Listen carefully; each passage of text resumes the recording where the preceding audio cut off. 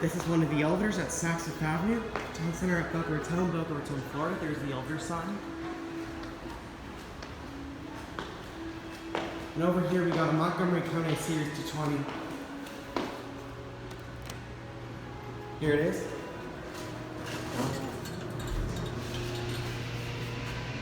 One. Let's get a cab view. Pretty nice elevator. Watch the button go out.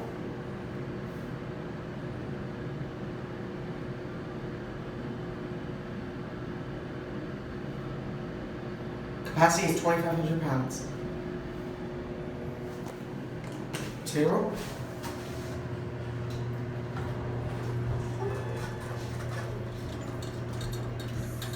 Now watch the floor.